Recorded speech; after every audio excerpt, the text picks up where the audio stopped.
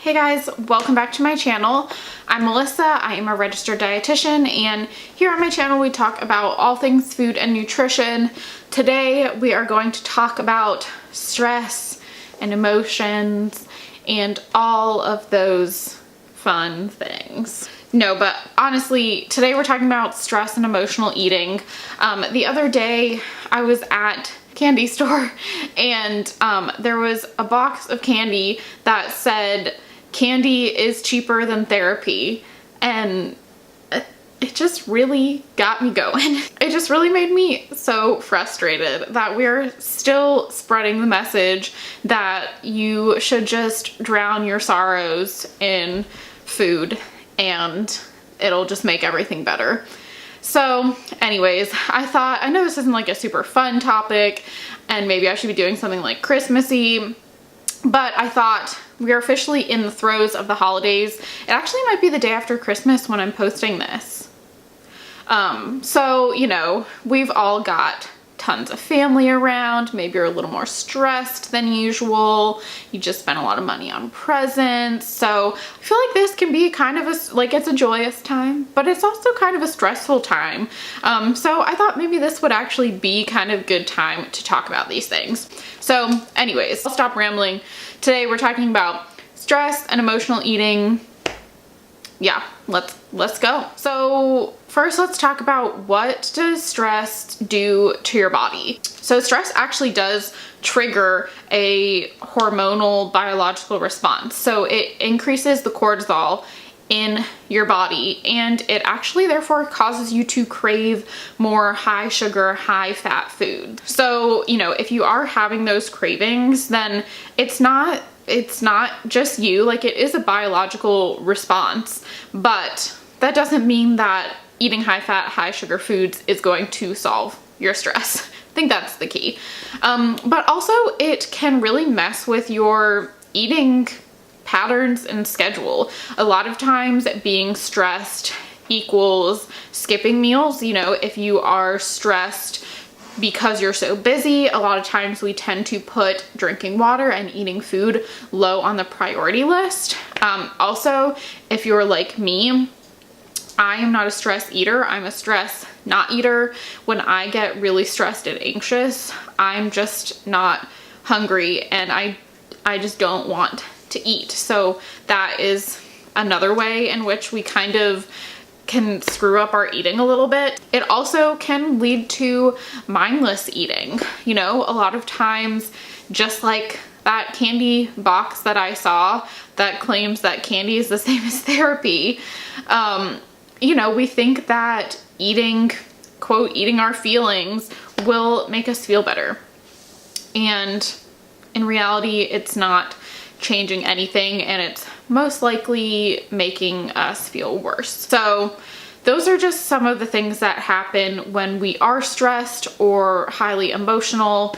And they're things that you don't necessarily think about. You know, when you are stressed or really emotional, you know, you're not necessarily paying attention to those things. And so that's why I think it's important to kind of have a plan and figure out other things that might soothe you, ways to deal with your stress before you're actually put in that stressful situation. Because really, food and water and nutrition and all those things are gonna be pretty low on your priority list when you are feeling really stressed. So let's talk about a couple ways that you can kind of deal with this stress and emotional eating.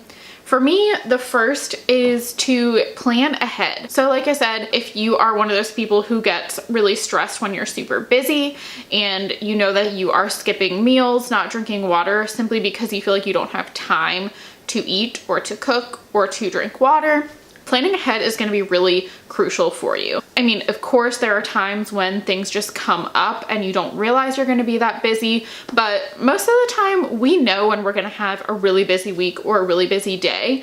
And by taking a few extra minutes in the morning or the night before, or even on the weekend before a really busy week, you can be saving yourself a ton of time, a ton of stress, And you can also be nourishing your body instead of skipping meals and not drinking water. So having a plan ahead of time, you know, if that means meal planning so that you know you have something in the fridge that you can just throw in the microwave and heat up rather than having to cook for yourself when you know you're not going to have time to actually cook a meal, whether that means having frozen meals in the freezer or, you know, dry goods that you can just grab to snack on, whether that means knowing which days you are going to need to go out to lunch and grab something, you know, carrying a water bottle with you because you know you're not going to have a chance to stop and get, you know, the drink you normally get on your way to work, or go drink from the water fountain every hour, or whatever it is that you do. Making those plans ahead of time and looking out for your future stressed self can end up saving you a lot of stress in the long run. And also, the biggest thing, and I've said it before, I'll continue to say it, is finding another way to deal with your stress. And I know that this is easier said than done, but a lot of people deal with stress through food, whether it's not eating or mindlessly eating to soothe yourself. That is a way of dealing with your stress. Like I said, in that moment when you are eating that thing, maybe you think that it's making you feel better, but I would hazard a guess that afterwards you still have that stress, you still have those emotions, and now you just feel guilty for eating that thing. Your stomach hurts because you just ate too much, or you ate something that is really high fat or high sugar. You know, you feel worse. So finding another way to deal with your stress is honestly the key to avoid stress and emotional eating. So whether that is going for a walk when you get really stressed. I think this is a big one around the holidays now, when you are just constantly bombarded with friends and family members, and maybe you have people staying with you or something like that. Go out and go for a walk, get some time to yourself, get some fresh air. Getting out and getting moving, that is a huge way to deal with stress. You know, treating yourself in some other way, whether that's taking a bath or reading a book. Treat yourself to a massage or something. Or maybe that is talking to a therapist or a counselor about different ways that will help you deal with stress, or just talking to them about the stress will help.